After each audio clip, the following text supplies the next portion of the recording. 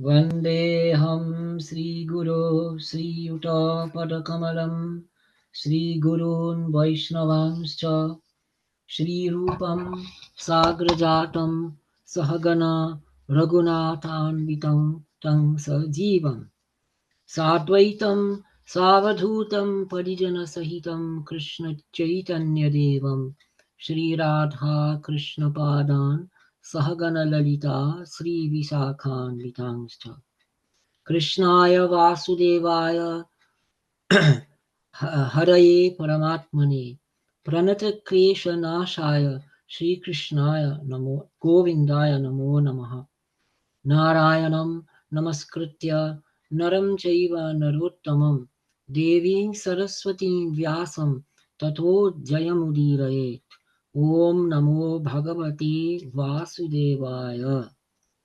So, continuing with the Mahabharata, section 31, Kairata Parva. This section has 1,150 shlokas and 30 chapters. Kiratas, as mentioned earlier, are mountain dwellers who make a living through hunting. This section is so named because Shiva assumed the form of a Kirata and fought with Arjuna. So chapter 3:10. Vaishampayana said, on hearing that the Pandavas were tormented by misery, the Bhojas, the Vrishnis, and the Andakas, that's all the Yadus, assembled together and went to them in the great forest. The heirs of Panchala, Dristaketu, the king of Chedi, and the extremely valorous Kekaya brothers, famous in the world, went to meet the Parthas in the forest, full of anger and intolerance. They censured the sons of Dhritarashtra and asked, "What will we do?" All those bulls among the Kshatriyas placed Vasudeva at their forefront. They surrounded Dharmaraja Yudhisthira and seated themselves around him. Vasudeva said, "The earth will drink the blood of Duryodhana, Karna, the evil-souled Sakuni, and Dushashana as the fourth. After that, all of us will instate Dharmaraja Yudhisthira. Those deceitful ones deserve to be slain. This is eternal Dharma." Out of his preference for the Parthas, Janardana was angered. Since it seemed as though he would burn down all beings, Arjuna pacified him. On witnessing Keshava's rage, Falguna recited the deeds of the great-souled one that the great-souled one had performed in his earlier bodies. He is the one whose deeds are true, the man who cannot be measured, but whose energy is truly infinite. He is the Lord of the Prajapatis and the intelligent Vishnu, Lord of the worlds. Arjuna said, "O Krishna, in ancient times you roamed in Mount Gandhamadana for 10,000 years as a sage who had no abode. O Krishna, in ancient times you lived in the region of Pushkara for 11,000 years, surviving on water alone.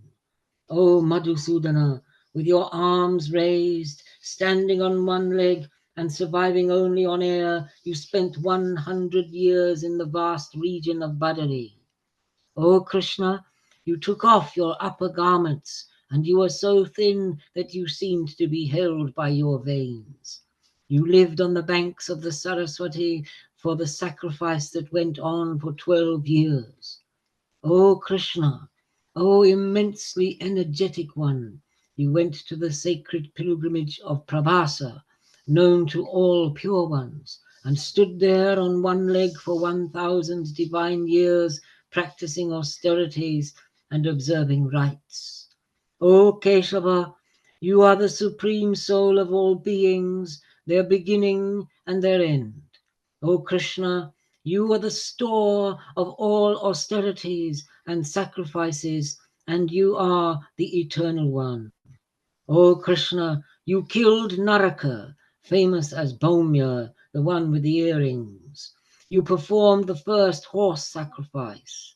O bull among the world. Oh, no, footnote. Narakasura was a demon who was born from the earth, Bhumi, and known as Bhaumya. He ruled Pragjyotisha. He stole Aditi's earrings. Krishna killed Naraka and recovered these earrings. Krishna also freed 16,000 ladies Naraka had imprisoned. End of footnote. You performed the first horse sacrifice, O bull among the worlds. Having accomplished this deed, you became victorious over all the worlds. When all the Daityas and Danavas assembled together, you killed them in battle. O mighty armed Keshava, you then gave lordship over everything to Sachi's husband, Indra. You then manifested yourself in the world of men. O scorcher of enemies, you were Narayana, and then you became Hari. You then became Brahma, Soma, Surya, Dharma, Dhata, Yama, Anala, Vayu, Vaishravana, Rudra, Kala, the sky, the earth, and the directions. You are without birth. You are the preceptor of everything that moves and is still. You are the creator. You are the supreme being. O Krishna, you are the original God. In the forest of Chitrarata, you performed the Turayana sacrifice and other sacrifices, donating large amounts of alms. You have great energy. O Janardana, at each sacrifice you apportioned out 100 times according to the share, 100,000 gold pieces. O beloved of the Yadavas, you have been Aditi's son. O illustrious one, you are now famous as Vishnu, Indra's younger brother. O scorcher of enemies, O Krishna, while you were only a child, you used your energy to cover heaven, sky, and earth with 3 steps. You have attained heaven. You ride the sky seated in the sun's chariot. You are the soul of all beings. Through your radiance, you are brighter than the sun. The Mauravas and the Pashas have been destroyed. Nishunda and Naraka have been killed, and the road to the city of Pragjyotisha has become safe again. Ahuti was killed at Jaruti. Krata, Shishupal and his followers, Bhimasena, footnote, not the Pandava Bhimasena, Saivya and Satadhanva have been conquered. Your chariot is as resplendent as the sun and roars like a cloud. Riding on that, you defeated Rukmi in battle and obtained your queen from the Bhojas. In your anger, you killed Indradyumna and the Yavana Kashveruman. You have killed Shalva, the lord of Soba, and you brought down Shobha itself. On the banks of Iravati, you killed Bhoja, who was the equal of Kartavirya in battle. You also killed Gopati and Talaketu. O Janardana, you journeyed to the ocean and made Dwaraka sacred, prosperous, and loved by the rishis, your own. O Madhusudana, O Dasarha, you show no anger, no jealousy, and no falsehood. No cruelty or crookedness is established in you. O Achyuta, you are seated in the center of the mind, radiant in your own energy. The rishis come to you there and ask for freedom from fear. O Madhusudana, you gather up all beings at the end of a yuga. O scorcher of enemies, you withdraw the entire universe into yourself and remain alone. No other one in the past has performed such deeds, nor will they in the future. O immensely radiant God, such are the deeds you performed even when a child. O Pundarikaksha, such are the deeds you performed with Baladeva's help. You lived in the abode of Vairaja with Brahma himself. Having thus spoken, the great-souled Pandava, who was like Krishna's soul himself, fell silent. Janardana then spoke to Partha. You are mine, and I am yours. All that is mine is yours too. He who hates you also hates me. He who follows you also follows me. O invincible one, you are Nara, and I am Hari Narayana. We are the rishis, Nara and Narayana, born from that world in this world. O Partha, O descendant of the Bharata lineage, you are no other than I. I am no other than you. O bull among the Bharata lineage, no one can know any difference that exists between us. In that assembly of warriors, the kings became agitated. Panchali, surrounded by her valiant brothers, with Drishtadyumna at the forefront, went to Pundarikaksha, who was seated with the Yadavas. Krishna, Draupadi, sought refuge with the one who is all refuge and uttered these words. This is Draupadi. It has been seen that when all the beings were first created, you were the only Prajapati. Ashita, Devala have said that you are the creator of all beings. O invincible one, O Madhusudana, you are Vishnu.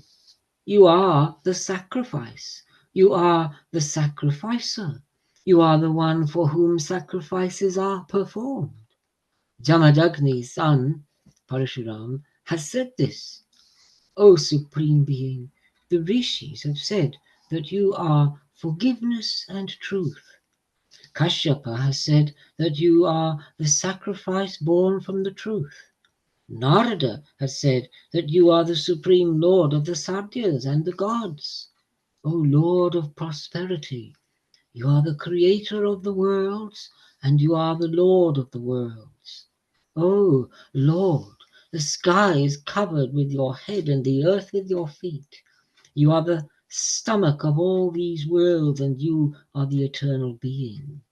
You are the supreme one among all the rishis who burn with learning and austerities, who have purified their souls with asceticism, and who have become content through contemplating their own souls. O Supreme Being, you are the refuge of all the Rajarshis, the performers of pure deeds, who withdraw from the field of battle. Footnote. Because these Raja Rishis have overcome the desire to fight. End of footnote. And who have knowledge of every dharma. You are the Lord. You are omnipresent. You are the soul of all beings. You are the earth. You are eternal. The rulers of all the worlds, the stars, the 10 directions, the sky, the moon, the sun, and all the worlds are established in you. O mighty armed one, the mortality of beings, the immortality of the dwellers of heaven, and all the deeds of the worlds are established in you.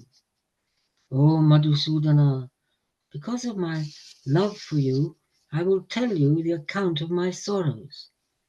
You are the Lord of all beings, be they divine or human. O Krishna, O Lord, I am the wife to the Parthas. I am your friend. I am also Drishtadyumna's sister. How could someone like me be dragged to a sabha? I was then in the dharma of women. I was trembling. I was stained with blood.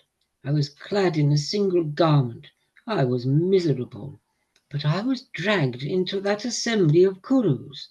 On seeing me in that Shabha, in the middle of all those kings, stained in my menses, those evil-minded sons of Dhritarashtra laughed at me. O Madhusudana, they wished to enjoy me like a slave girl. When the sons of Pandu, the Panchalas and the Vrishnis were still alive.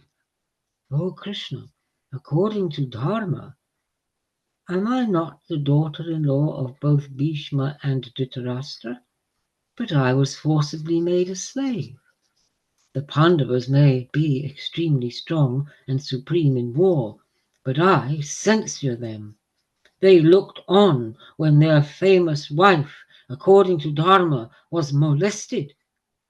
O Janardana, shame on Bhimasena's strength, shame on Partha's Gandiva. Both of them allowed me to be oppressed by insignificant ones. The eternal path of Dharma is always followed by the righteous ones.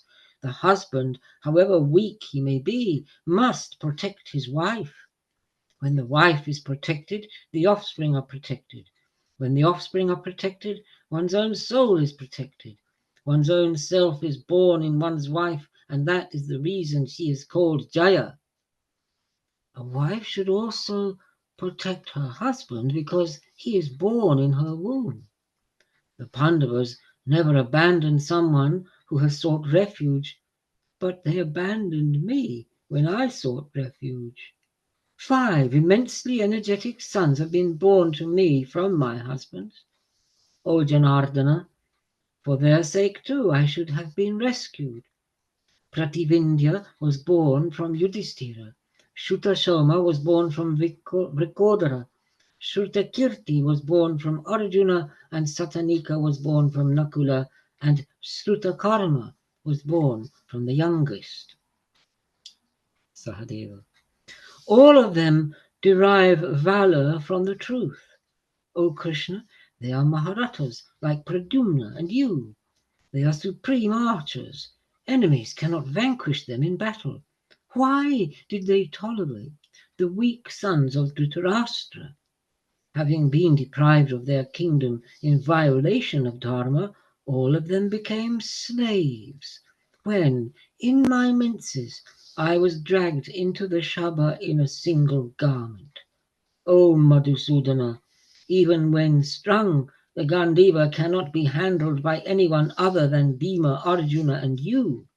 O Krishna, shame on Bhimasena's strength and shame on Partha's Gandiva if Duryodhana lives for more than an instant. O Madhusudana, a long time ago, when they were but children, engaged in studying and observance of rites, he threw the non-violent ones and their mother out of the kingdom. It was that evil one who mixed freshly collected hair-raising and virulent poison in Bhimasena's food. O Janardana, O Supreme Being, O Mighty Armed One, he digested it with his food and without any effects, because his time had not ended. O Krishna, Vrikodara was safely asleep in Pramanakoti. It was he who Duryodhana, who tied him up, flung him into the Ganga and went away. Though fettered, the mighty armed and immensely strong Kaunteya Bhimasena tore off his bonds and arose from the water. O Krishna, it was he who caused the virulent serpents to bite him all over his body when he slept. But that destroyer of enemies did not die. On waking up, Kaunteya killed all the serpents, and he killed his favorite charioteer with the back of his hand. Once again, when they were asleep and unconscious with the Arya lady Kunti in Varanavata, he, Duryodhana, tried to burn them. Who could have acted in this way? It was then that the frightened and weeping Arya lady, greatly oppressed and surrounded by flames, told the Pandavas, I am slain. How will we find peace from the flames today? I will perish with my young sons. The mighty armed Bhima, Vrikodara's valor is like the force of the wind. He comforted the Arya lady and his brothers. I will rise up like the bird Garuda, Vinata's son, and supreme among birds. I will fly up, and we need not be afraid. He took up the Arya lady on his left lap, and the king on his right. He took the twins on his shoulder, and Bibhatsu on his back. Grasping all of them, the valorous one suddenly arose with force, and the powerful one freed the Arya lady and his brothers from the fire. Setting out in the night with their mother, all those famous ones arrived in the great forest, near the forest that was Hidimba's. They were tired and extremely unhappy and fell asleep with their mother. When they were asleep, a Rakshasa woman named Hidimba arrived. That fortunate one firmly placed Bhima's feet on her lap and happily caressed them with her soft hands. The broad-souled and strong Bhima, whose valour is truth, then woke up and asked, "O unblemished one, what do you desire?" Having heard this conversation, the worst of Rakshasas arrived. He was terrible to look at, his form was terrible, and he let loose a loud roar. "Hidimba, whom are you talking to? Bring him to me, and I will eat him up. Do not delay." But she was moved by compassion in her heart. The intelligent and unblemished lady felt pity. Then the man-eating terrible Rakshasa uttered fearful roars and with great force rushed at Bhimasena. Angered, the immensely strong Rakshasa grasped Bhimasena's hand with his own hand and with great force, making his hand as firm as Indra's thunder, like the Vajra, he suddenly struck Bhimasena with his hand having been seized by the Rakshasa's hand. The mighty armed Vrikodara could not bear it and became angry. Then a terrible fight waged between Bhima and Hidimba. They were both skilled in the use of all weapons, and this was as terrible as that between Vritra and Vasava. Having killed Hidimba, Bhima felt left with his brothers, placing Hidimba at the forefront. Gatotkacha was born from her. Then, accompanied by their mother and surrounded by many brahmanas, those famous ones went towards Ekachakra. On his journey, Vyasa, always devoted to their welfare, was their adviser. The Pandavas, rigid in their vows, arrived in Ekachakra. There they killed the immensely strong man-eater named Baka, who was as strong as Hidimba. Having killed him, Bhima, supreme among warriors, went with his brothers to Drupada's capital. O Krishna, while he lived there, Sabyasachi won me, just as you yourself won Bhishmaka's daughter Rukmini. O Madhusudana, Partha won me at the Swayamvara, achieving a great deed that others found extremely difficult. O Krishna, we have thus suffered many difficulties and are miserable and extremely unhappy. We have Domya at the forefront, but we are without the Arya lady. They have the valour of lions and are greater than others in courage. Why do they ignore me when I am oppressed by inferiors? I have suffered such miseries at the hands of those who are weak, evil, and performers of evil deeds. I have burnt for a long time.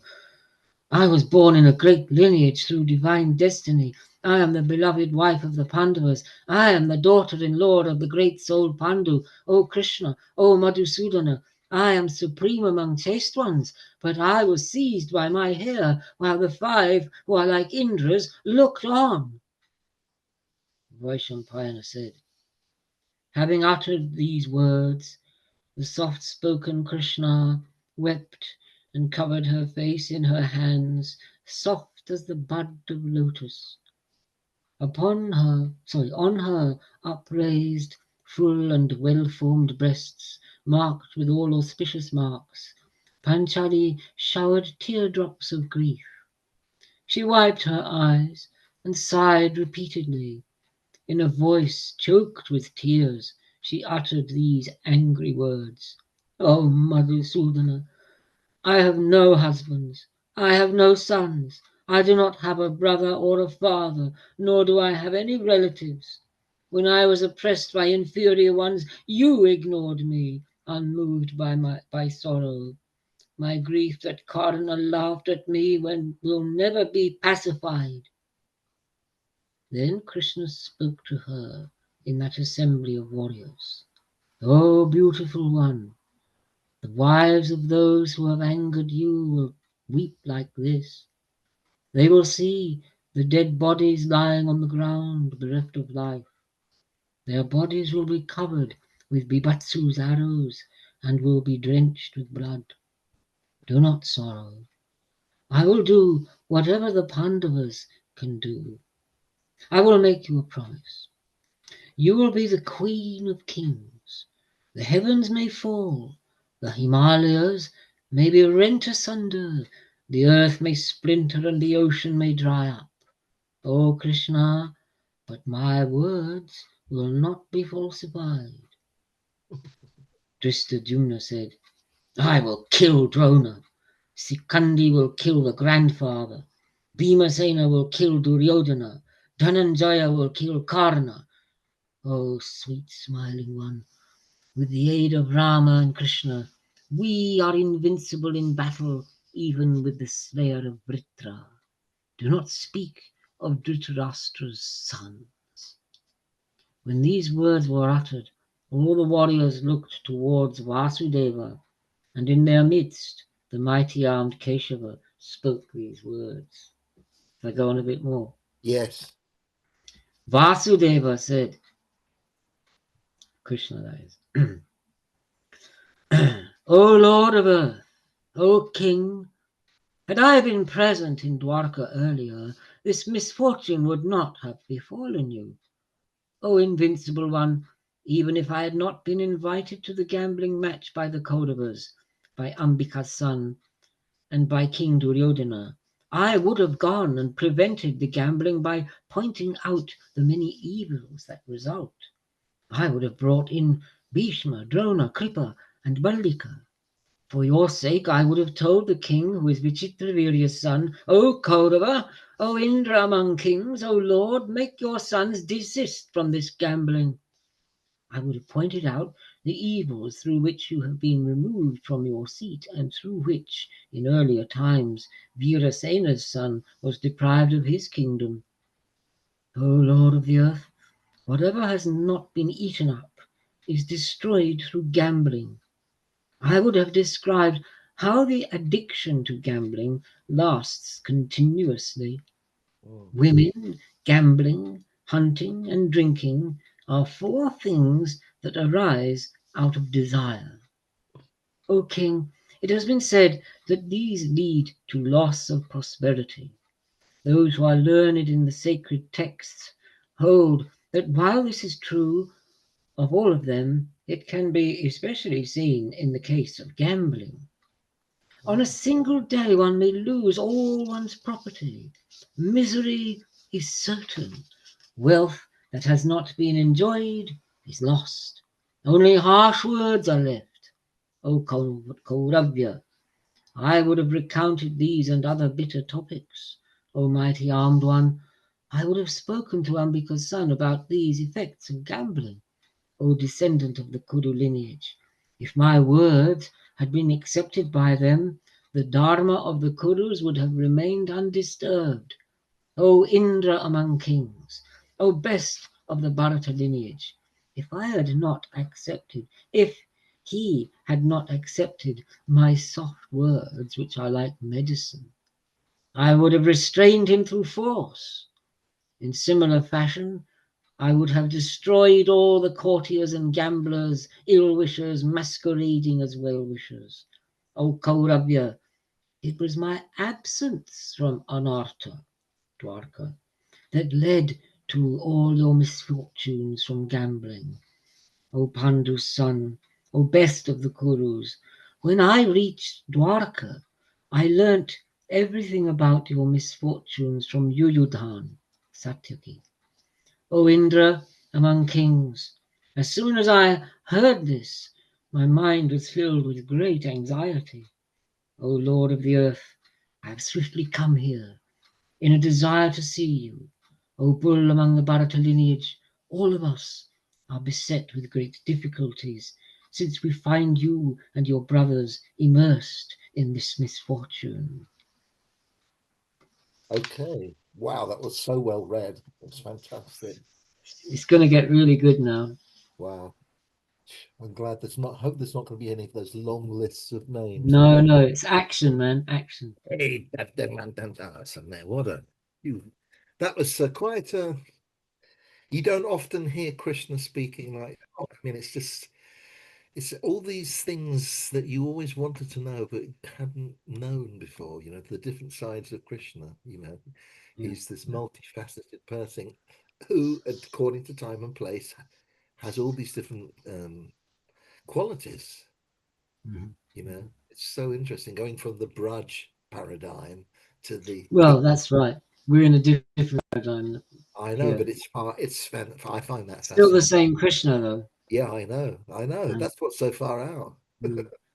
All right, I'm going to Can we mute. just get a brief, can we just get a brief, sorry, just a brief, just very brief, just a reminder, aligning what happened and who found out what and what their intention is now. I kind of got it, but just Well, briefly, if you Krishna, with all his clansmen and associates, had come to visit Yudhishthira in the forest, and ah, Draupadi was, after a long plaint, explaining what happened to her. yes, And yes, then Krishna has said, "Well, I wasn't at home then. If I would have been at home, I wouldn't have let this happen. I mm. would have come and stopped it." So now the question's going to rise: well, what were you doing then? Where were you? And that's where Ah, Mathura's okay, going to all right, take. Just Mathura, don't go. great. off a light. Sorry. Come back.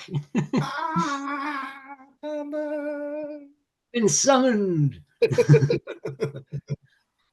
Okay. Oh, it didn't do what I thought it was going to do. Okay, anyway, I have to do some. Hey, what is that? It's a reflection. Okay, I know what it is. It's this. I'm just going to turn off the corner light. One minute. Come back.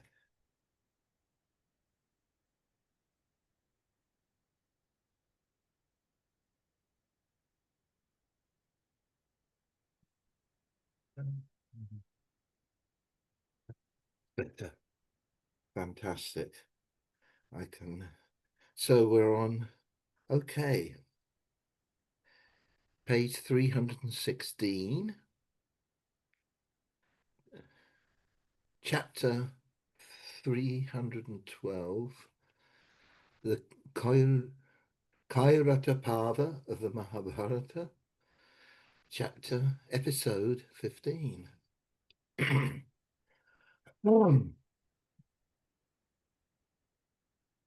Yudhisthira asked, O Krishna, O descendant of Vrishni, why were you absent? Where did you go and what did you do on your travels? Krishna replied, O bull among the Bharata lineage, O best of men, I went to Shalva's city, Shobha, to destroy it. Listen to the reasons. O best of the Bharata lineage, the valiant king Sishupal, Dharmagosha's son, immensely energetic, mighty-armed, and greatly famous, was killed by me at your Rajasuya sacrifice over the issue of who would be given the homage. Because of his anger, that evil-souled one did not wish to see me receive it. O descendant of the Bharata lineage, on hearing that he'd been killed, Shalva was filled with terrible rage. He went to the empty Dwarka because I was with you then, O king. He went there, ascended on Shobha, which could go wherever it wished. In cruel fashion, he fought with the young bulls among the Vrishnis. He slew many brave Vrishni youth, and the evil-minded one destroyed all the parks in the city. The mighty armed one then shouted, Where is that wretch of the Vrishni lineage? Where has the evil-souled Vasudev, son of Vasudev, gone? He is desirous of doing battle, and I will destroy his pride in battle. Oh, Anatas, tell me truthfully where he is, and I will go there. I will return after killing the slayer of Kamsi and Keshi. I truthfully swear on my weapons that I will not return without killing him. Where is he? Where is he? The lord of Shoba wished to fight me in battle and rushed around from one place to another. That means that mean one has performed an evil deed. He is treacherous. I am angry at the killing of Sujipal. I will send him to Yama's abode today. Through his evil nature, he has killed my brother, Sishupal, lord of the earth. I will kill him on the ground. Though a king, my brother was only a child. He wasn't killed in proper battle. The brave one was killed when he wasn't ready. I will kill Janardana, O great king.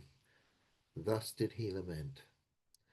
O descendant of the Kuru lineage, thus abusing me, he took to the sky on Shoba, which is capable of going wherever it wishes. O Kauravya, on returning there, I learned everything that the evil-minded and evil-souled king of Martikavata has said about me. O Kauravya, O king, with eyes red with rage, I made up my mind. I resolved in my mind to kill him. O Kaurava, I heard about his oppression of Anarta, his abuse of me, his great insolence, and his evil deeds. O Lord of the earth, I therefore left to destroy Shobha. When I was looking for him, I found him whirling in the ocean. O king, I blew on Panchajanya, which had been obtained from the water, and challenging Shobha to battle, got ready. At that time, a terrible battle took place between me and the Danavas there. They were all vanquished and laid low on the ground by me.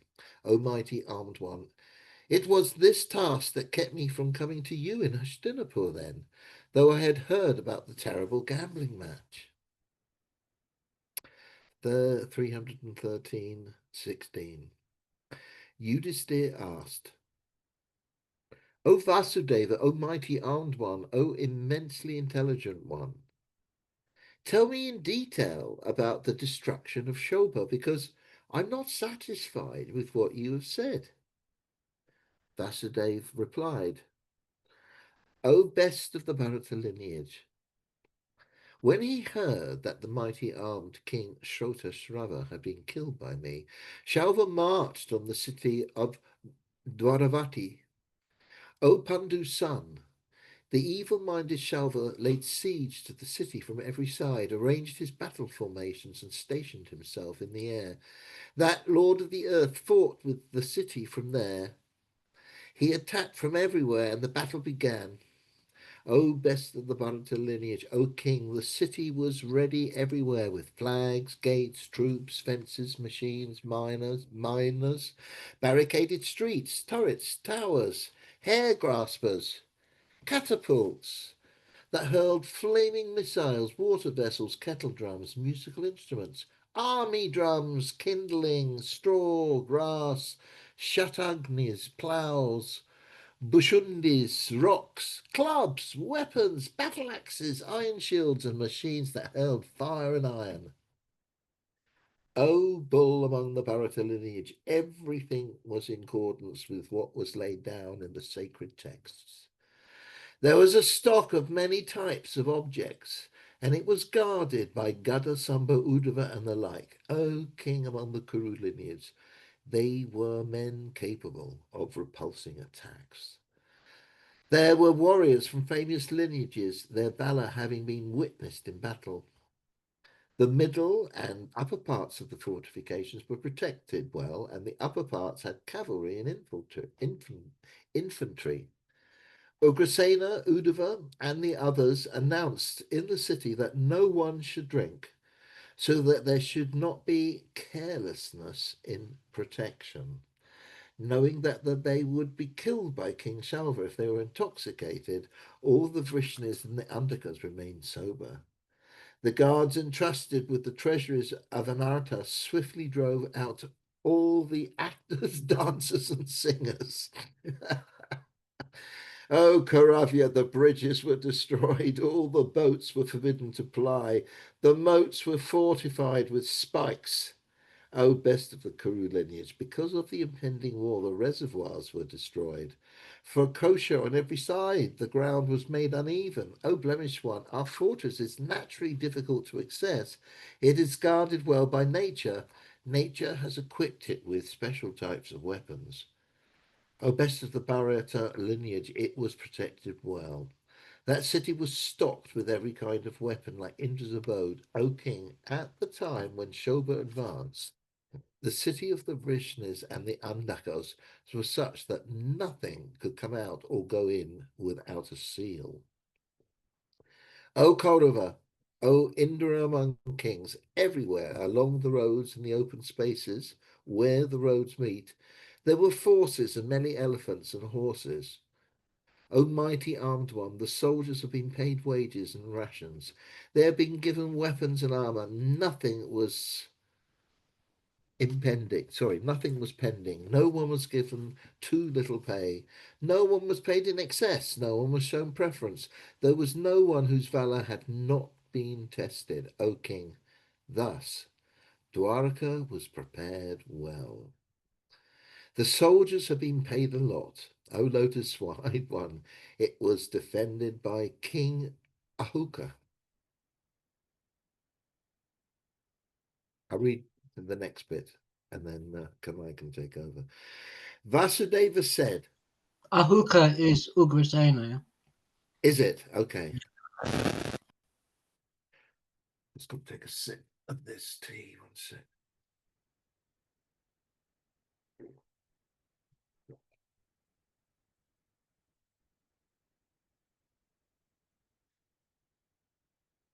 Vasudeva said, O Indra among kings, but Salva the Lord Shobha. Sorry.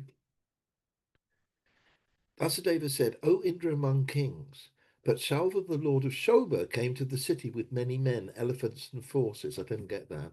The sentence.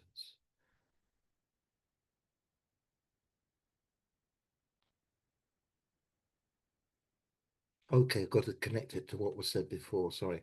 Thus Dwarka was prepared well. The soldiers had been paid a lot. O lotus-eyed one, it was defended by King Ahuka. Vasudeva said, O Indra among kings, but Shalva, the lord of the Shobha, came to the city with many men, elephants, and forces. The army controlled by King Shalva had four kinds of forces.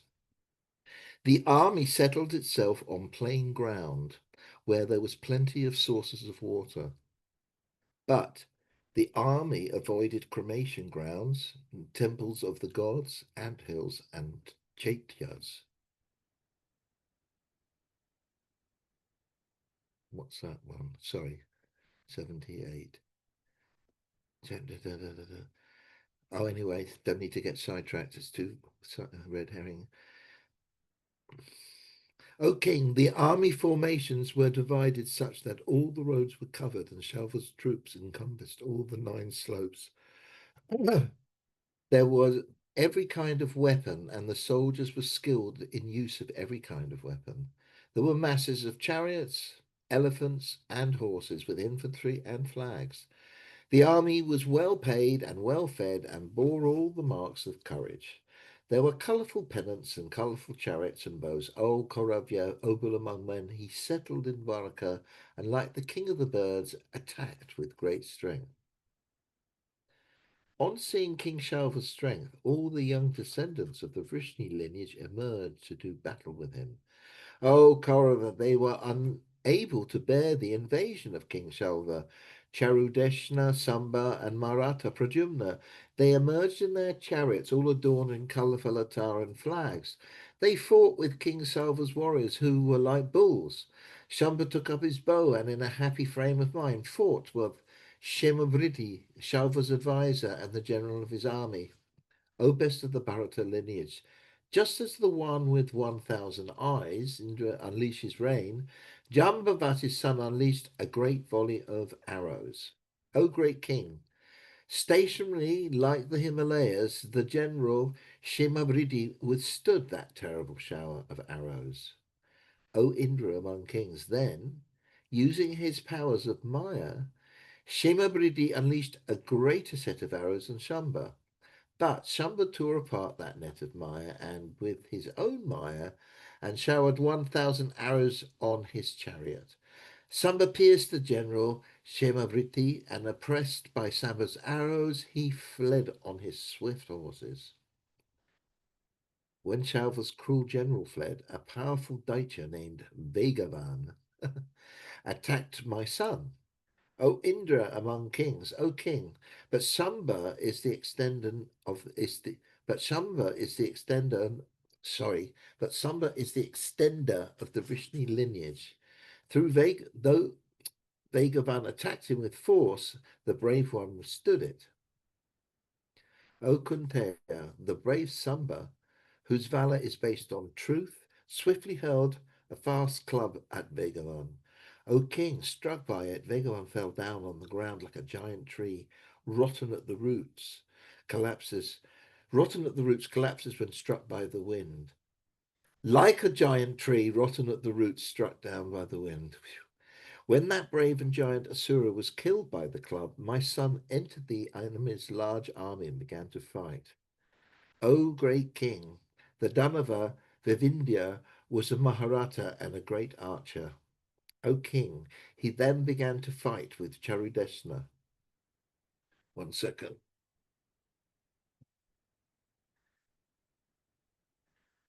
And a terrible duel ensued between Charudeshna and Vivindya, like that between Vritha and Vasava, Indra, in ancient times. O great kings, enraged with each other, they shot arrows at each other and roared like mighty lions. Rukmini's son then fixed a great weapon to his bow and chanted mantras over it. Its radiance was like that of the sun, and it was capable of destroying the enemy. O king, in great rage, my son, the Mahabharata, challenged Vivindya and let loose his weapon. The Asura fell down dead. On seeing Vivindya dead and his army agitated, Shalva returned again on Shobha, which could go anywhere at will.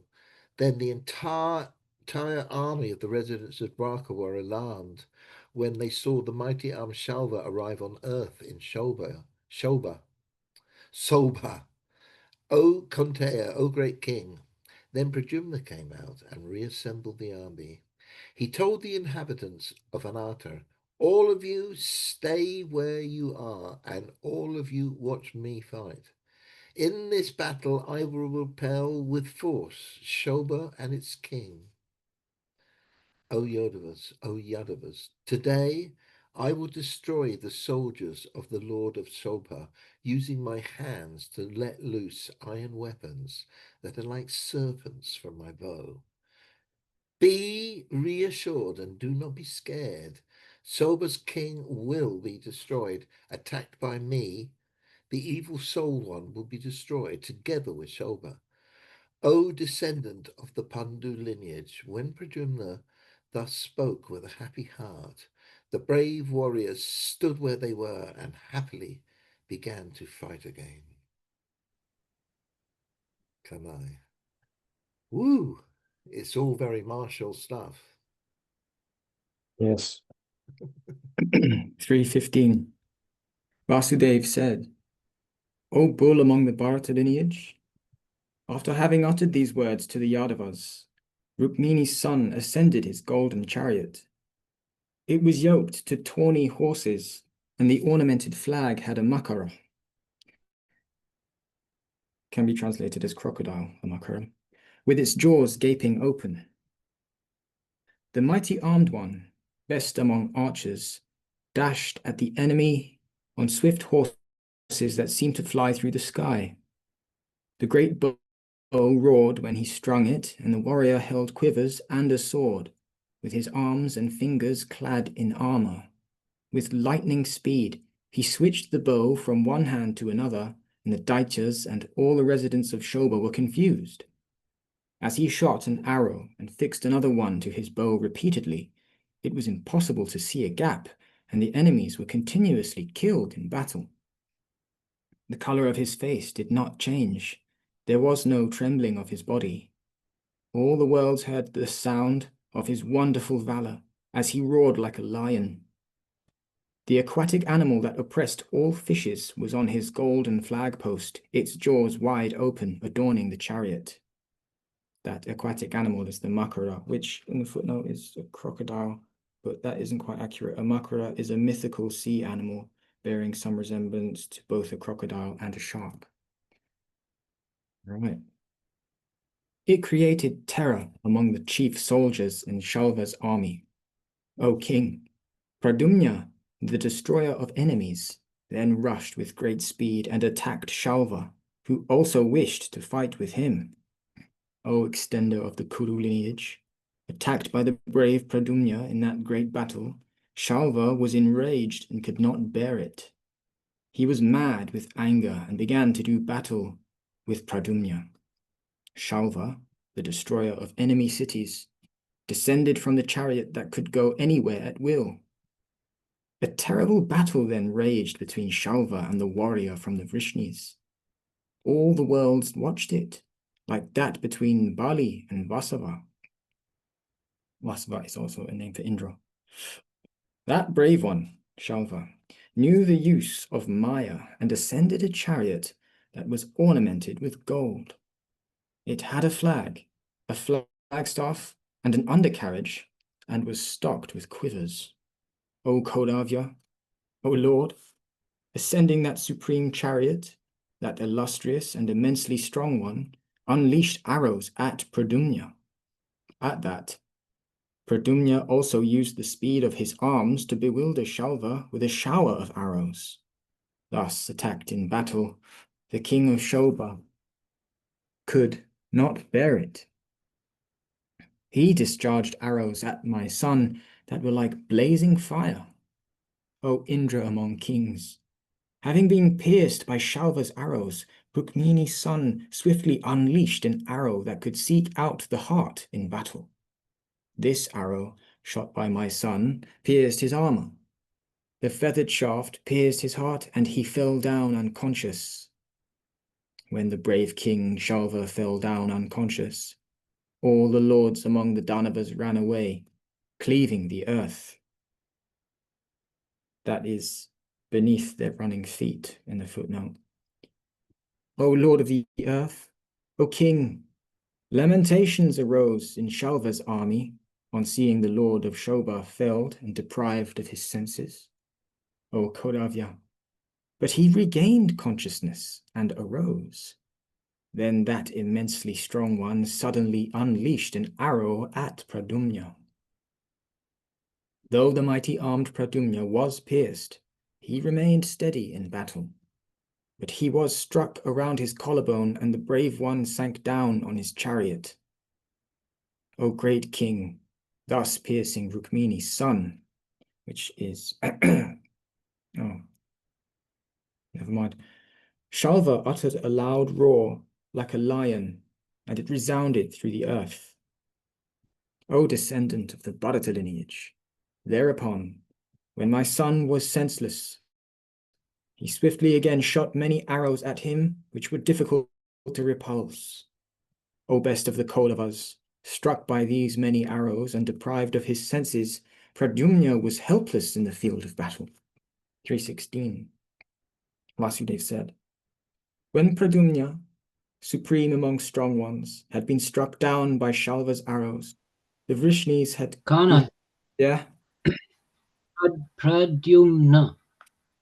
Yeah. Pradyumna. Yeah. Yeah. All right. Yeah. I'm That's trying. Krishna's eldest Okay. son. Krishna's eldest son, son of Rukmini. Yes. Sorry to interrupt you. Carry on. Pradumna. Pradumna. So the Vrishnis who had come to fight lost their calm and their resolution. Lamentations then arose in the army of the Vrishnis and the Andakas. O king, the enemies were delighted at Pradumna's fall. Having seen him lose his senses, his trained charioteer Daruki, footnote here, Daruki is Krishna's charioteer. Daruki is Daruka's son and is Pradumna's charioteer. Okay. So Daruki used his swift horses to take him away from the field of battle. The chariot hadn't gone very far when that supreme of warriors regained his senses. He grasped his bow and spoke thus, O Soti, what have you done? Why are you turning back? This is not the dharma of Vrishni warriors in battle. O Soti, have you lost your senses at the sight of Shalva in that great battle? Are you unhappy on witnessing that battle? Tell me exactly. Soti replied, O Janardana's son, I am not bewildered, nor am I overcome with fear. O son of Keshava, but I think that you will find Shalva too difficult. O brave one, I am therefore retreating slowly. This evil one is powerful. When a warrior is knocked unconscious on the chariot, it is the charioteer's duty to protect him. Your life must always be protected by me, just as you always protect me. Thinking that a warrior must always be protected, I am taking you away, O mighty armed one. You are alone. The Danavas are many. O Rukmini's son, thinking that this is not an equal battle, I'm taking you away. O Kodavya, the charioteer thus spoke to the one with the Makara on his flag. And he said, this is Pradyumna speaking, O Suta, turn the chariot back again. O Daruka's son, never act in this way again. O Soti, never retreat from a field of battle while I am still alive. One who has born in the Vrishni lineage never goes back on a word he has given and never kills an enemy who has fallen or has surrendered. Nor does he kill a woman, an aged one, or a child, or one who has lost his chariot or his weapons, or is bewildered. You have been born in the Suta lineage, and you are well trained in the tasks of Sutas. O Daruka's son, you know the dharma of Vrishnis in battle. O Soti, since you know the conduct of Vrishnis in battle, you will never again, no matter what the situation is, leave the field of battle. What will Gada's elder brother, the invincible Madhava, tell me when he sees that I have been frightened and have fled the field of battle, struck by weapons on my back? The mighty armed Baladev, who is dressed in blue and is Keshava's old elder brother, is addicted to wine. What will he say when he returns? O Suta, Sini's grandson is a Sini's grandson is a great archer. Sini's grandson is Satyaki, and a lion among men. What will he say when he hears I have fled from battle? What will the victorious Samba say, or the invincible Charudeshna, or Gada, or Sarana? O charioteer, what will the mighty armed Akrura tell me? The wives of the Vrishni warriors have always considered me brave, honorable, virtuous, and manly. When they get together, what will they say? They'll say, Pradyumna is frightened and retreats from the great battle. Shame on him. They will never say, well done. Oh, Sauti, to a person like me, shame with ridicule is worse than death.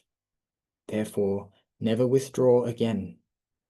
Before he left the sacrifice of the infinitely energetic Partha, lion among the Bharata lineage, Hari, the killer of Madhu, left this burden on me.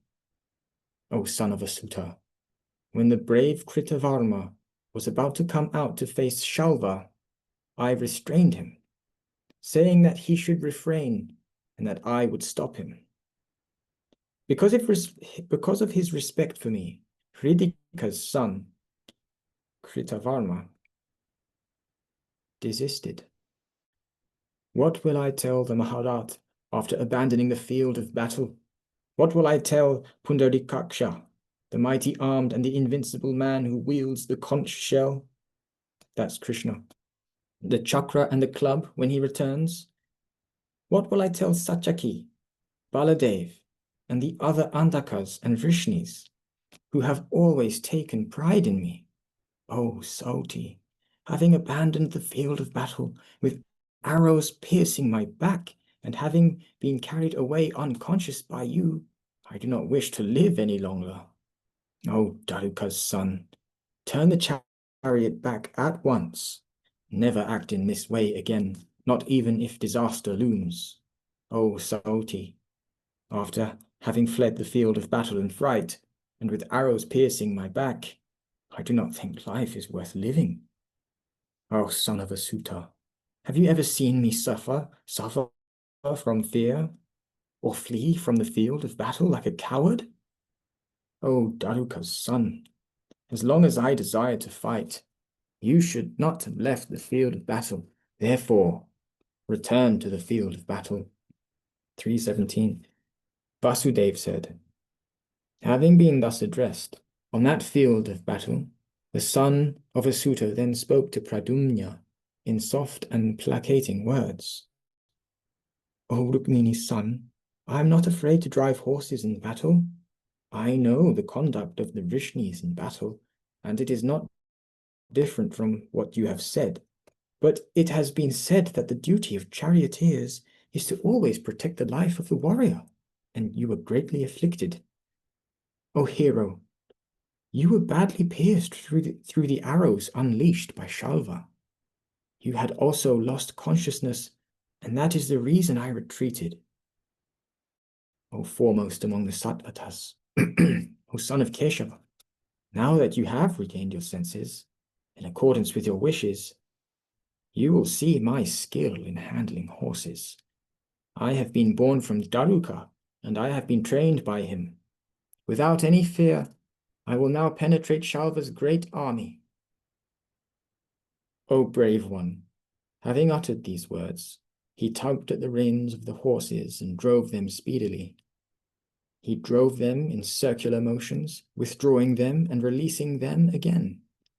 In beautiful motions, the horses turned to the left and to the right, and everywhere.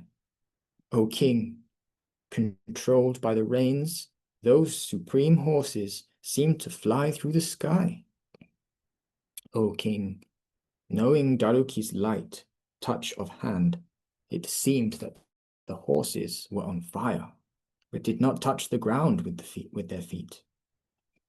O bull among the Bharata lineage, he wheeled around Shalva's army so easily from the right that those who witnessed it thought that it was extraordinary. Unable to tolerate this penetration by Pradumna from the right, the king of Shoba suddenly unleashed 3 arrows at the charioteer. But Daruka's son gave no thought to these swift arrows. O mighty armed one, he continued to drive the horses. Then the king of Shoba once again shot many arrows at my brave son, Rukmini's son. But before they could strike, Rukmini's son, the destroyer of enemy warriors, exhibited his lightness of touch and smilingly sliced them off with his own sharp arrows.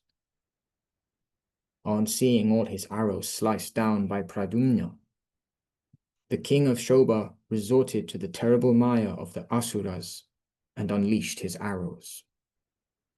Knowing that Daitya weapons had been released, he, Pradumna, sliced them off by unleashing enormously powerful Brahma arrows. Those weapons always drink the blood of others, and driving the other weapons away, pierced him in the head, chest, and face. That's Shalva, of course. So that he was knocked down unconscious. Thus oppressed by arrows, the mean Shalva fell down. So as to destroy the enemy, Rukmini's son fixed another supreme arrow.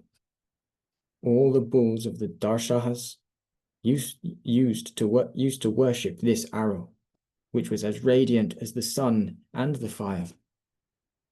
On seeing it fixed to the bow, sounds of lamentation were heard in the sky. All the masses of gods, together with Indra and the Lord of Riches, Kubera, sent Narad and the immensely strong god of the wind. These two went to Rukmini's son and delivered the message of the gods.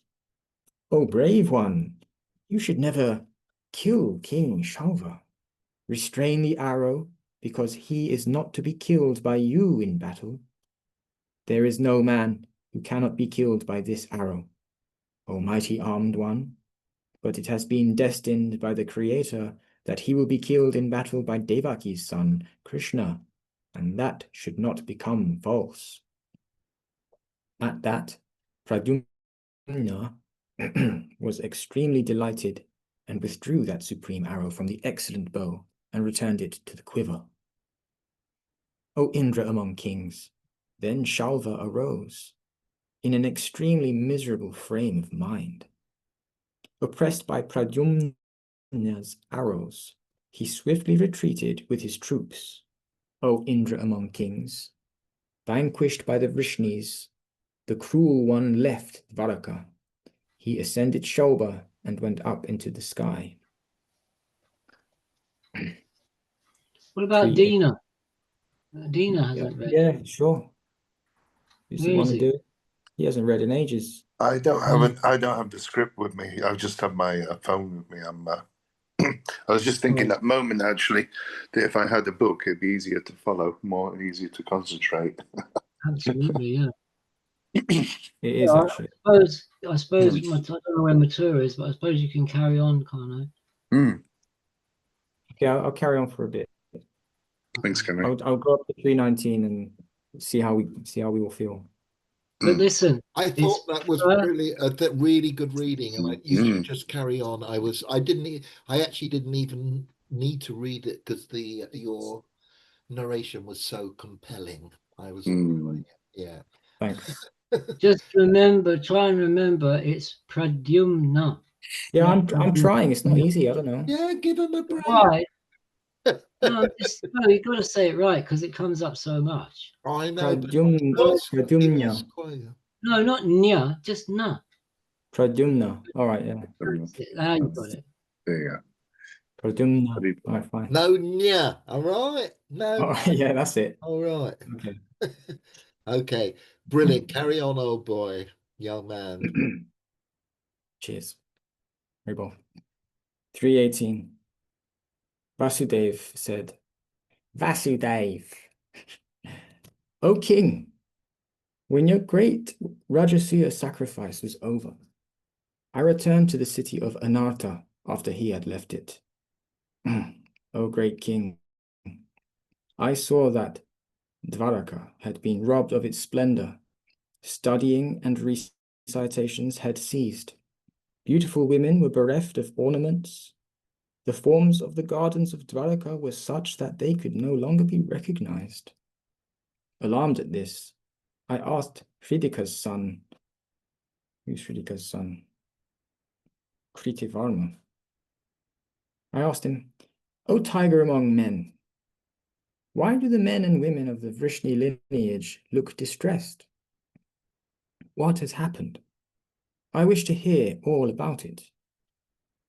O supreme among kings, on being thus addressed, Hridika's son told me everything in detail about the siege by Shalva and its relief, O best of the Kuru lineage. When I heard about everything in its entirety, I immediately made up my mind to kill King Shalva. I see. O best of the Bharat lineage, I reassured the citizens of the city and also King Ahuka, who is Ugrasen, and Anakaduntubi, which is Vasudev's name, Krishna's father. Smilingly, I spoke to all the chiefs among the Vrishnis. O bulls of the Yadava lineage, always be careful in tending to the city. Know that I will leave to go and destroy King Shalva. I will not return to the city of Dvaravati without killing him. You will again see me after I have destroyed Shalva and the city of Shobha. Strike the 3 beats on the kettle drum that enemies find so terrible.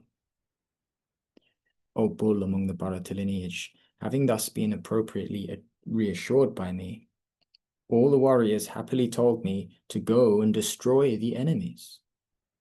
The delighted warriors blessed me and said farewell. The best of the Brahmanas uttered benedictions over me, and I bowed my head before Ahuka. Then I yoked Sainya and Sugriva to my chariot and drove away, the directions thundering with the roar. O king, I blew on Panchajanya, my supreme conch shell as I left. O tiger among men, I departed with a large army that I had gathered. It had the four kinds of forces and shone with the radiance of victory. I passed over many countries, mountains with many trees in them, lakes and rivers, until I reached Martikavata. O tiger among men, I learned there that Shalva had left the city on Shoba, but I followed after him, O destroyer of enemies. Having reached the bay of the ocean, where large waves billow, I found Shalva on Shoba in the middle of the ocean. A footnote here, more literally, the navel of the ocean. O Yudhishthira, having seen me from a distance, the evil-souled one challenged me again and again to a battle. Then many arrows were shot from Sharanga. Sharanga, footnote, Krishna's bow made of horn. End of the footnote. Then many arrows were shot from Sharanga, capable of piercing the heart. But the arrows failed to reach his city, and rage engulfed me. O king, that evil-natured and invincible wretch among the Daityas began to rain thousands of showers of arrows on me. O descendant of the Bharata lineage, he showered arrows on my soldiers, my charioteer, and my horses. But without thinking about this, we continued to fight. Then the warriors, who were Shalva's followers in battle, shot hundreds and thousands of curved arrows at me. Let's look at the footnote for curved arrows. The word used is nataparva. Parva is the feathered shaft of the arrow, and nata means bent or curved down. Cool. The asuras covered my horses, my chariot, and Daruka himself with arrows that were capable of piercing the heart. O brave one, at that time I could not see the horses, the chariot, or my charioteer Daruka. My soldiers and I were invisible because of those arrows. O Kolavya. Then I also released many tens of thousands of arrows from my bow, invoking them with divine and prescribed mantras. O descendant of the Bharata lineage, but Shoba was one crochet up in the sky, and my soldiers and I could not see the object. All of them, therefore, only looked on, like spectators at the enclosure of a performance. But they happily cheered me on, clapping their hands and roaring like lions. The beautiful arrows released from my bow in that great battle entered the bodies of the Danavas like locusts addicted to blood. At that, sounds of wailing increased inside Shoba. Those who had been killed by those sharp arrows fell into the great ocean. Having lost their arms and their necks, they assumed the form of headless trunks. With terrible roars, the Danavas continued to fall down.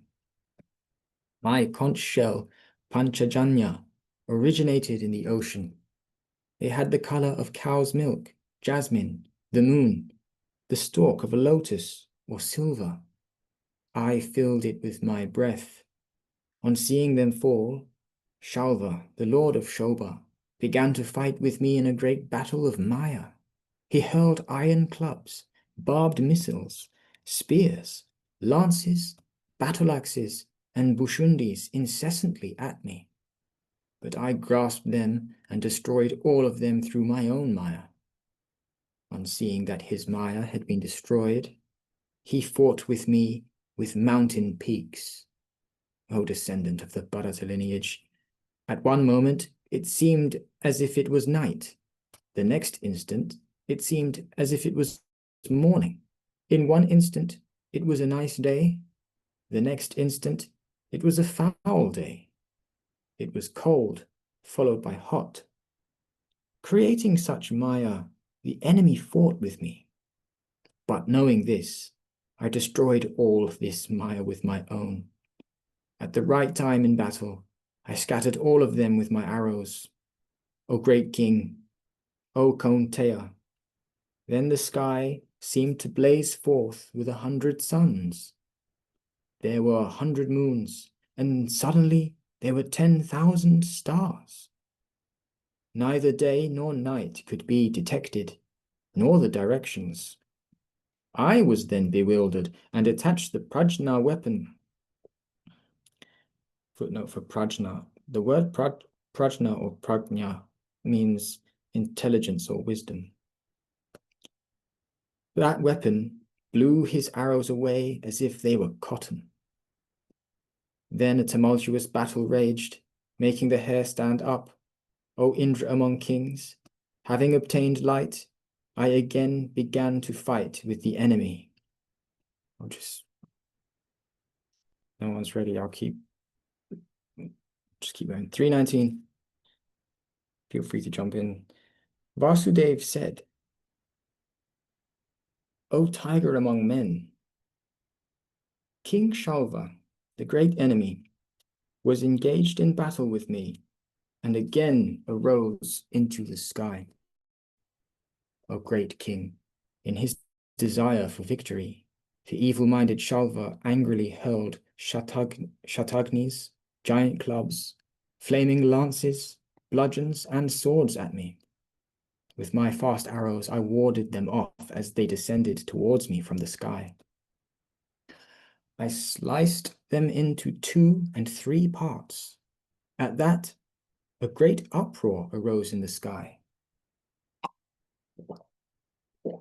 He covered Daruka, my horses, and my chariot with 100,000 Nataparva arrows. Daruka was afflicted and spoke to me. O brave one, though I am suffering from Shalva's arrows, I will stay here because I must. On hearing these pitiful words of my charioteer, I looked at him and saw that the charioteer had been wounded by the arrows. O best of the Pandavas, there was not a spot on his chest, his head, his torso, and his 2 arms that had not been wounded by an arrow. Blood freely flowed from the wounds the shower of arrows had caused. He looked like a mountain of red chalk after a shower of rain. O mighty armed one, I saw that though the charioteer still held the reins in battle, he was fatigued. He was suffering from Shalva's arrows, and I cheered him. O descendant of the Bharata lineage, at this time a man swiftly came to me from Dvaraka and spoke to me in my chariot like a well-wisher. O brave one, he was Ahuka's servant, and he carried a message from him. O Yudhisthira, listen to what he told me in a sad and breathless voice. O valiant one, Ahuka, the lord of Dvaraka, has sent a message for you. O Keshava, know what your father's friend has told you. O descendant of the Vrishni lineage, O invincible one, while you are restrained, Shalva has attacked Dvaraka today. He has forcibly killed Shura's son. O Janardana, therefore refrain from fighting here. Your greatest task now is to defend Dvaraka. Having heard these words, my mind was extremely distressed. That's Krishna's father. Sorry to interrupt. Sura's son is Krishna's father. Yeah, I was just looking back. Cool. Who attacked Dvaraka while they were fighting Shalva and Shobha? Shalva, while Krishna was interrupted, Shalva came and killed Krishna's father, and he's coming to bring that news. But carry on. Having heard his words, my mind was extremely distressed. I could not make up my mind about the right course of duty. O brave one, having heard those unpleasant words, I mentally censured Satyaki, Baladev, and Mahabharata Pradyumna. O descendant of the Kuru lineage, having entrusted the task of protecting Dvaraka and my father to them, I had come for the destruction of Shobha. How could the mighty armed Baladev, the destroyer of enemies, still be alive? What about Satyaki, Rukmini's son, the valiant Charudeshna, and the others led by Samba? The thought made me miserable. Had those tigers among men been alive, not even the wielder of the Vajra himself would have been able to kill Shura's son. Yes, Krishna's father Vasudev. But it was clear that Shura's son had been killed, and therefore it was clear that so had the others. I presumed that all the others, with Baladev as the chief, had also been killed. I repeatedly kept thinking about all their destruction. O great king, though I was greatly overwhelmed, I continued to fight with Shalva. O great king, I then saw that warrior, Shura's son, himself fall from Shobha, and at this, confusion overtook me.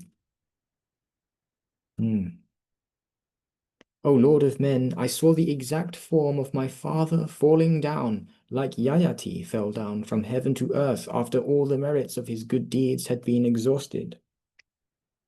I saw him faded, deprived of his headdress. His garments and hair were disheveled. He could be seen falling like a planet that has lost all its merits. O Kaunteya, then Sharanga, supreme among bows, fell down from my hand, and in complete bewilderment, I sat down on my chariot. O descendant of the Bharata lineage, on seeing me bereft of my senses, a loud wail of lamentation arose from all my army, because they could see me on my chariot as if I had lost my life. I saw the form of my father drop like a vulture from the sky, with his arms extended and his feet extended.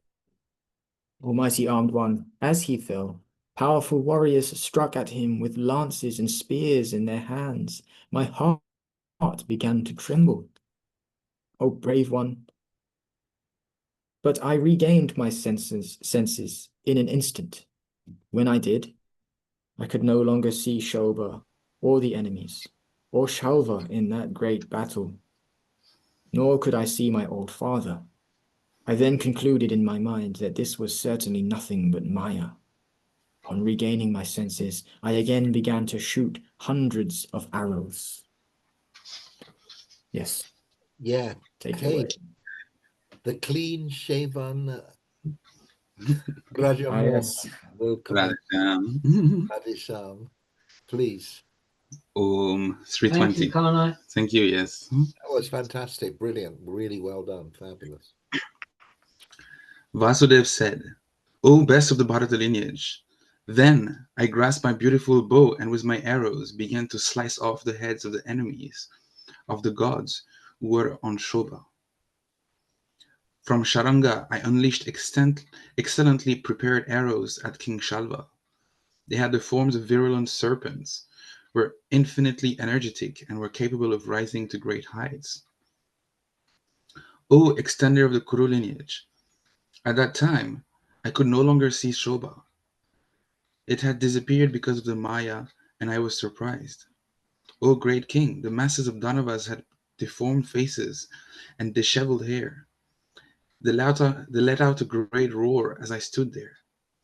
In that great battle, with the intention of destroying them, I affixed a weapon that could only kill by sound, and the uproar ceased. All those Danavas who had raised the uproar were killed by my arrows, which blazed like the sun and which could strike only by sound. O great king, when the noise died down in one place, it arose again in another. I then shot my arrows at the other place where the noise arose. O descendant of the Bharata lineage, in this way the Asuras raised an uproar from all the 10 directions, including the side and above. But I killed them. O valiant one, Sobha was capable of going anywhere at will. Having gone to Pragyotisha, Prajyotisha is far to the east, and Shalva has no association with Prajyotisha. However, Prajyotisha was associated with Asuras, or perhaps the idea that Soba traveled to the east, not necessarily all the way to Prajyotisha. And a footnote. Having gone to Prajyotisha, it suddenly reappeared, confounding my eyes. Then a Danava in the form of a monkey, a destroyer of the world, suddenly covered me with a great shower of rocks. O Indra among kings! He repeatedly tried to kill me with this shower of mountains. Covered with those mountains, I looked like an anthill. O king! Covered with all those mountains, I became completely invisible, with my horses, my charioteer, and my flag. At that, the heroes of the Vrishni lineage, who were part of my troops, became frightened and suddenly fled in all directions. O Lord of the earth! On seeing me in that state, when I became invisible, loud wails of lamentation were heard everywhere, in heaven, on the earth, and in the sky. O king, my well-wishers were miserable in their minds, and cried and wept, immersed in grief and sorrow. O brave one! O one without decay! My enemies were delighted. My friends were miserable. Later, after I had triumphed, this is what I heard. Then I took up my beloved Vajra weapon. It was capable of destroying all rocks, and using it, I shattered all the mountains. O great king! My horses had been oppressed by that burden of rocks and stood there trembling, weak in breath and effort. On seeing me appear like a sun in the sky, after the net of clouds had dispersed, all my well-wishers repeatedly raised cheers. O king! My charioteer bowed to me, and with hands joined in salutation said, O Varshneya, look! Shalva, the lord of Shobha, is there. O Krishna! Do not ignore him now, and take care about the task. O mighty armed Keshava, forget all gentleness and friendship towards Shalva. Kill Shalva, do not allow him to live. O valiant one, O slayer of enemies, an enemy should be killed with all one's valor, and even a weak enemy should not be disregarded by those who are strong, even if he is at one's feet, not to speak of one who is standing in battle. O tiger among men, O Lord, use all your efforts to kill him. O best among those of the Vrishni lineage, do not delay any more. This one cannot be killed through gentleness, O brave one, nor in my view can he be your friend, since he fought with you and oppressed Dwaraka.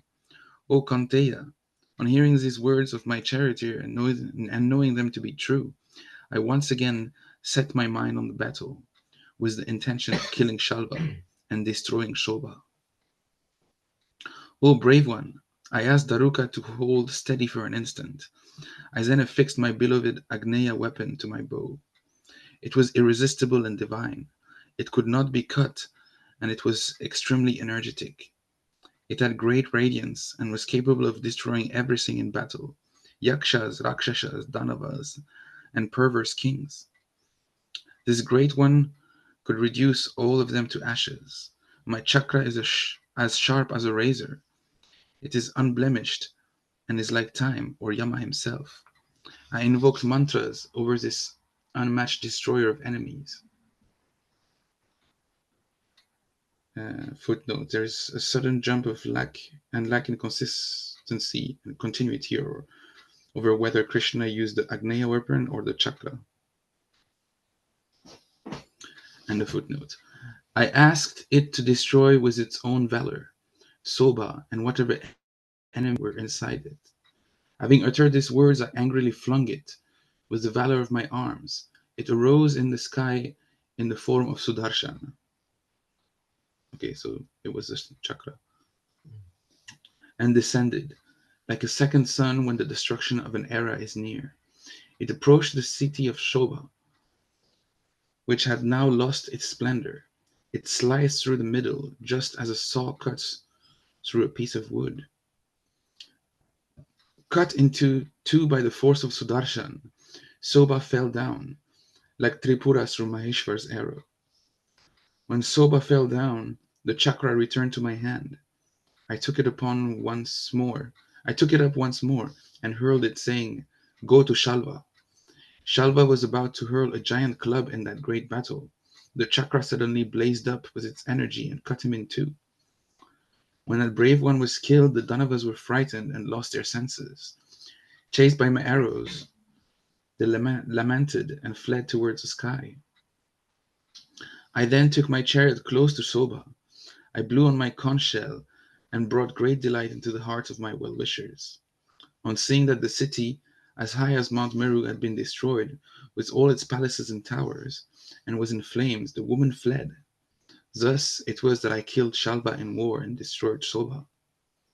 Then I again returned to Anartha and delighted my well-wishers. O king, it was because of this that I could not go to Nagashavya, Hastinapur. O destroyer of the enemy warriors, had I been there, Suyodan would not have been alive. Veshampayana said, having thus spoken to Kaurava, Madhusudan, the mighty armed supreme being, took his leave from the intelligent Pandavas and got ready to depart. The mighty armed one paid his respects to Dharmaraj Yudhishthir. The king and the mighty armed Bhima inhaled the fragrance of his head. He asked Subhadra and Abhimanyu to ascend his golden chariot. Having been duly shown homage by the Pandavas, Krishna then ascended the chariot. Having comforted Yudhishthir, Krishna left for Dwaraka on a chariot that had the radiance of the sun, and to which Senya and Sugriva had been yoked. When Dashara, name of the Yadavas in general, in this case Krishna.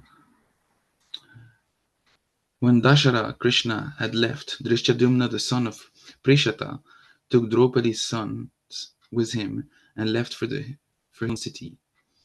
After having met the Pandavas, Drishtaketu, the king of Chedi, took his sister with him and left for the beautiful city of Shuktimati. O descendant of the Bharata lineage, the Kekayas also took their leave from the infinitely energetic Kunteya. Having paid their respects to all the Pandavas, they departed. Then the Brahmanas and the Vaishyas who lived there were also repeatedly urged to go, but they refused to abandon the Pandavas. O Indra among kings, O bull among the Bharata lineage, those great-souled ones remained in Kamyaka, and the crowd that surrounded them was large and extraordinary. Honoring the great-souled Brahmanas, in due course of time, Yudhishthir instructed his servants to yoke the chariots. 3-1.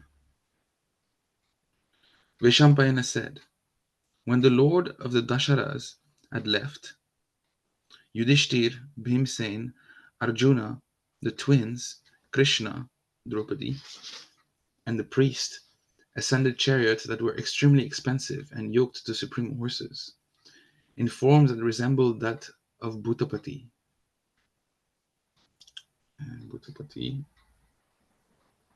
Shiva. The warriors left for the forest. They gave golden coins, garments, and cattle to those who were knowledgeable in studies, letters, and mantras. They were led by 20 armed servants with bows, shields, yellow arrows, bowstrings, implements, and arrows.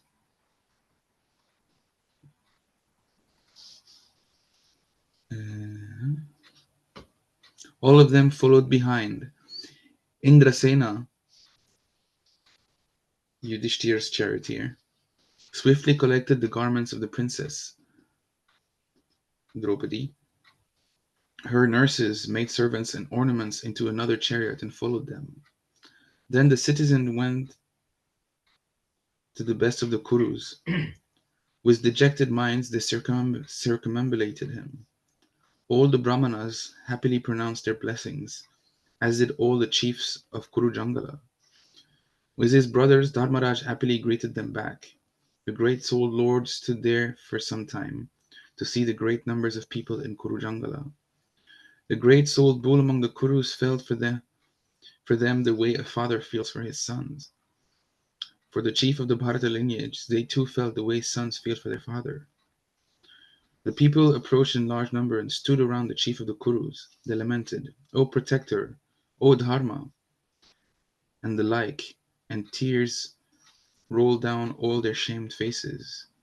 You are the supreme lord of the Kurus, and we are subjects. O Dharmaraj, where are you going, leaving all the inhabitants of the cities and the countryside like a father deserting his sons? Shame on the cruel-minded son of Dhritarashtra. Shame on the evil-minded Sobhala and Karna. Those evil ones wish for destruction. O Indra among men, you are always devoted to Dharma, but they harm you. O great-souled one, you have yourself established a great and unmatched city that is as radiant as the city of the gods. Shatakratu Prashta is unfailing in deeds. O Dharmaraj, you are ours and we are you. You are ours, and where are you going, leaving us and that? Great souled Maya built an unmatched sabha for you that was like the sabhas of the gods. It was like divine Maya and had divine mysteries. O Dharmaraj, you are ours, and where are you going, leaving us and that? Then energetic Bhibatsu, learned in Dharma, Kama, and Artha, spoke in a loud voice to the gathering. The king will make his home in the forest so as to rob the enemies of all their fame. With the Brahmanas at the forefront, separately and collectively, let all the ascetics approach us and bless us. Let those who are learned in Dharma and Artha exactly tell us how we will attain our supreme success. O king, when these words were uttered by Arjuna, all the Brahmanas and all the Varnas were delighted and rejoiced. They circumambulated the one who was supreme among all those who had uphold Dharma.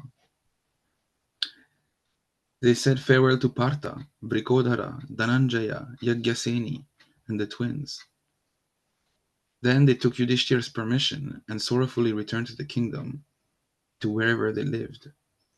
I'm a bit confused. Is this going back in time, or are they in the forest there? No, they're going to go into Kamyaka forest now. Where? They're going to go further into exile. Okay. They've gone some way, now they're going to go further. Okay. 322.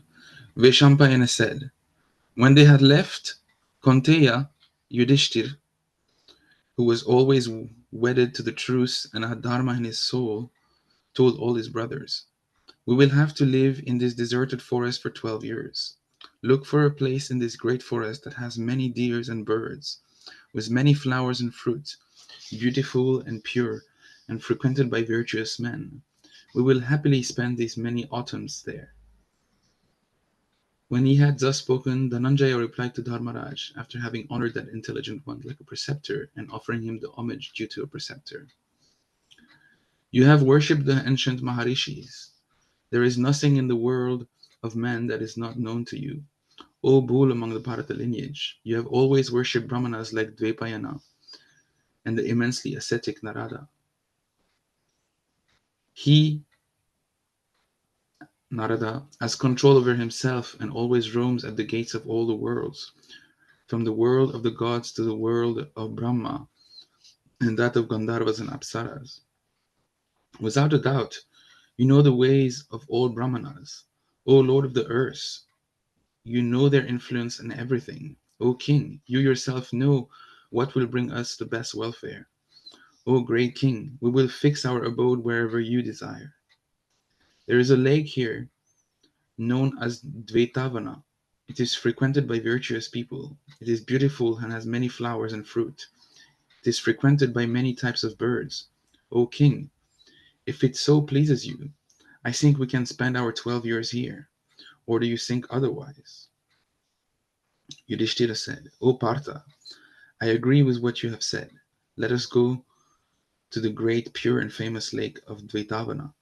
Thereupon all the Pandavas, who always walked along the path of Dharma, went to the sacred lake of Dvetavana. They were accompanied by many Brahmanas. There were those who observed the Agnihotra, those who did not maintain the fire, those who begged for food, and those who lived in the forest. Many Brahmanas went with Yudhishthir. There were many hundreds of ascetics devoted to the truth and rigid in their vows. Accompanied by many Brahmanas, the Pandavas, bulls among the Bharata lineage, arrived at the sacred and beautiful Dvetavana. It was the end of the hot season, and the lord of the land saw the great forest covered with shalas, palm trees, mango trees, madukas, that is ashok trees, nipas, kadambas, sarjas, arjunas, and karnikas. There were peacocks on the tops of those large trees, uttering sweet notes, and there were large numbers of datyuhas and chakoras. There were also wild cuckoos in the forest. In that forest, the lord of the land also saw the leaders of large herds of elephants, which flowed with rut and stood like mountains. They were accompanied by herds of she elephants. On approaching the beautiful Bhogavati, he, Yudhishthir, saw many who lived in the forest with dharma in their hearts. Excuse me. Self-controlled, attired in skins and with matted hair. He also saw many emancipated rishis. The king, foremost among those who uphold dharma, got down from his vehicle and entered the forest with his brothers and companions, like the infinitely energetic chakra in heaven. When the one who was devoted to the truth descended, masses of charanas and siddhas and dwellers of the forest approached the lion who was an Indra among men and surrounded the intelligent one.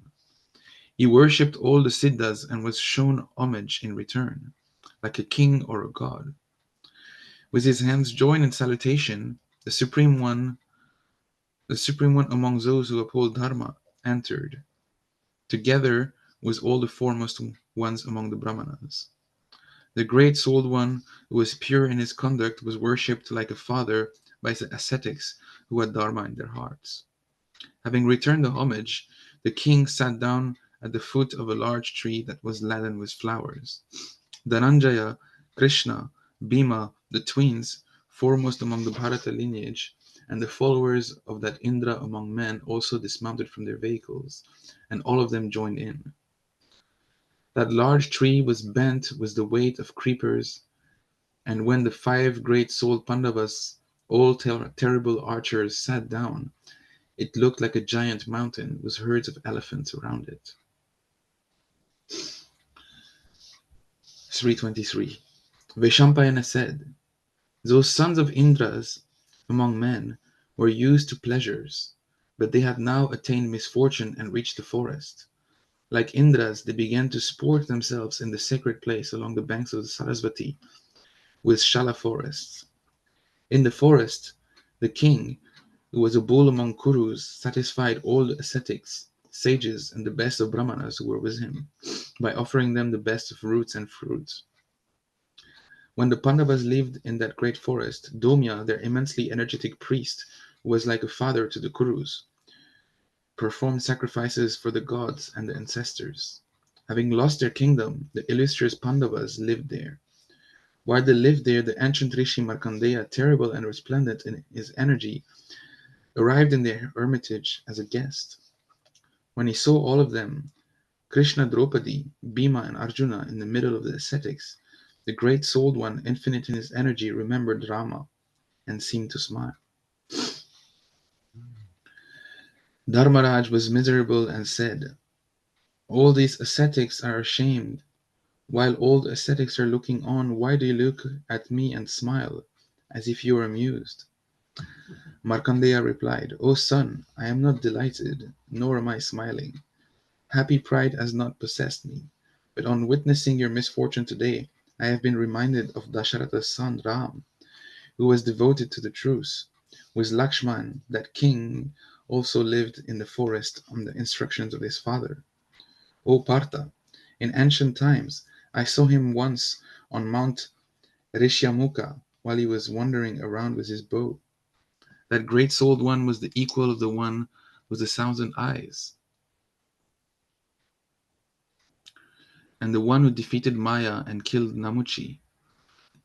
The unblemished Dasharati lived in the forests on his father's instructions, so as to maintain his own dharma. He was like Shakra in his power, and a great-hearted one who was invincible in battle. He gave up his comforts and roamed around in the forest. Therefore, thinking that one is powerful, one should never follow that which is not Dharma. Nabhaga, Bhagirat, and other kings have conquered this earth right up to the boundaries of the ocean. O son, they won the worlds by observing the truth. Therefore, thinking that one is powerful, one should never follow that which is not Dharma. O supreme among men, when he gave up his kingdom and his riches, the truth abiding and virtuous king of Kashi and Karusha was called a mad dog. Therefore, thinking that one is powerful, one should never follow that which is not Dharma. O Partha, O best of men, in ancient times the righteous Saptarishis who blaze in the sky observe the ordinances decreed by the Creator. Therefore, thinking that one is powerful, one should never follow that which is not Dharma.